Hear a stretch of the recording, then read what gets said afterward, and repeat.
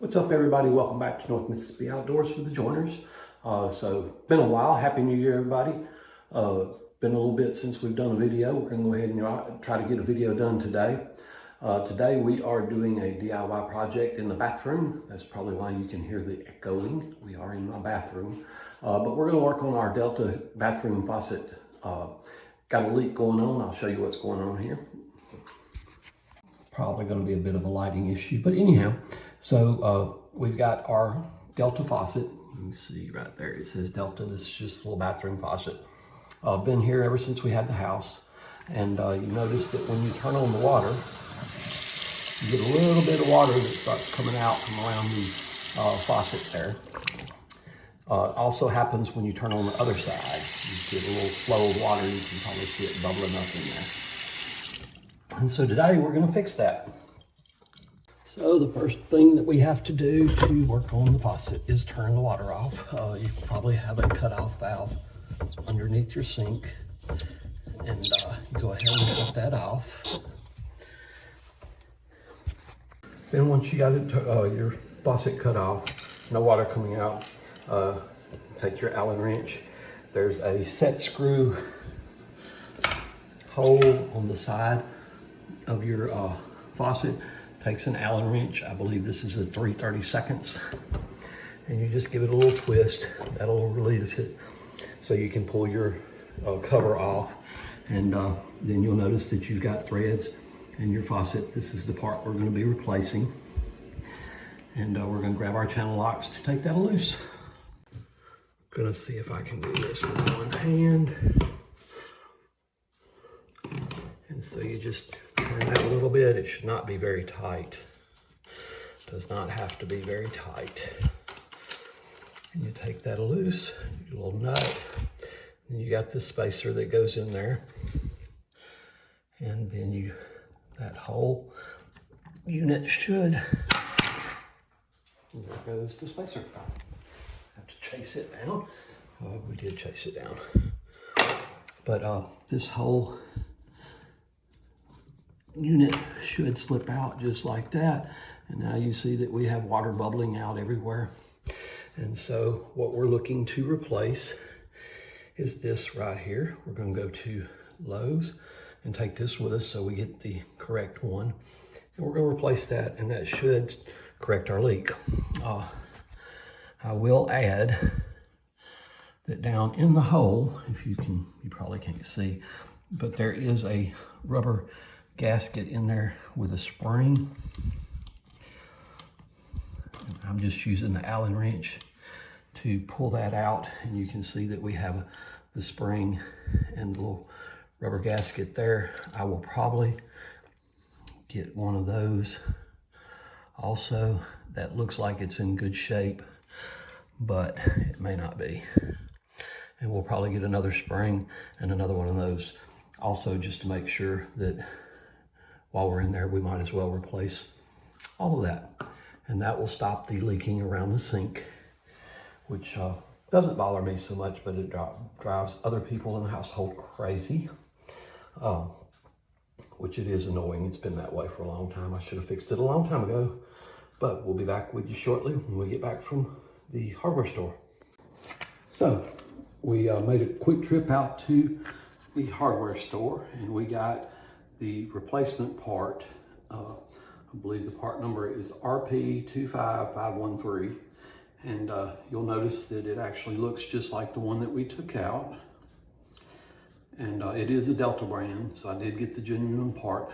The great thing about Delta faucets, by the way, I forgot to mention this, but they have a lifetime warranty. So if you install or buy a Delta faucet and put it in your house, be sure and go online and register, because if you do, you can get free replacement parts like this whenever something goes wrong and you have a problem. My faucets came with the house. We have Delta faucets throughout the whole house, and so they came with the house. So we don't have the receipts and the purchase information, and so we don't get the replacement parts, and I'm not sure where you find the serial numbers on faucets, but if I could look up the serial number, I could probably use that and send it in and get the replacement parts for free. I think I was told that by somebody, and I think I looked it up online and it was true also. I also did get a replacement spring and washer to go down in the hole in there because I figured go ahead and replace that. The faucet part was, I think, $17, right at $18. And this was like $3.50 for these two. I only need one, of course, but they came in two to a pack. And we're gonna get busy and put those on, get them open. So I took the part out, the new part. It even has the spacer. It has the O-ring on there so it won't leak. The bottom looks the same as the other one. It's gonna fit down in the hole. But first I need to put my spring and my rubber gasket in that hole. And I'm gonna try to do it with one hand. Probably not gonna have very much luck. So the way the spring goes in there, it is actually cone shaped. And so the smaller part sets up and it sets in the hole. And then the rubber part goes on top of it. And kind of like that. I'm not sure if y'all saw that, but and now it's stuck on there. But the little spring there, and then the little washer part sits on top of the spring, and then they both go in the hole. And what I'm going to use to try to line them up and get them in there is the Allen wrench. And so I'm going to put it in there. I know y'all can't see that, but and the little washer, the little rubber washer floats because there's water in there. So you can just use your finger and kind of stick it down in the hole to make sure that it goes down in there. And you'll see that I've got it in place in the hole. Still a little bit of water in there, but it will come out. The next thing that we're going to do is we're going to drop our little replacement part in there. Now notice that it's got grooves on each side, and then it has on the part itself, it has grooves. So it's got to fit in there a certain way, which is just like that.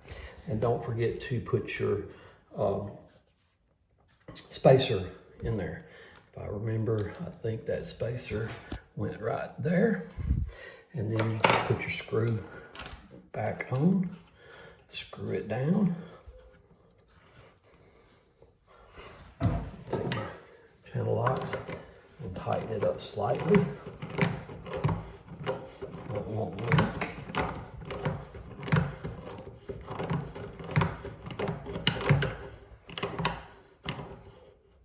Don't need to get it too terribly tight. And then you take your handle, put it back on there.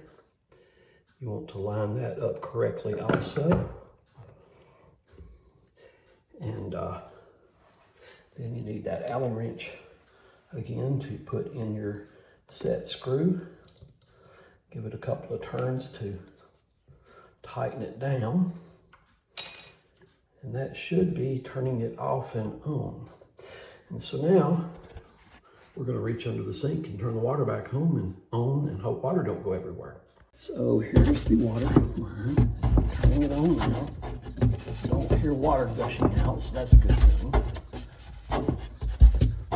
I did actually turn both sides off, so I'm gonna, can't see nothing but my arm, but I am going to turn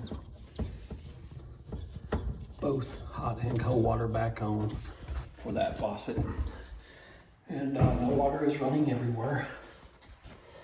And hopefully, when we turn the faucet on, we will have water and no leaks.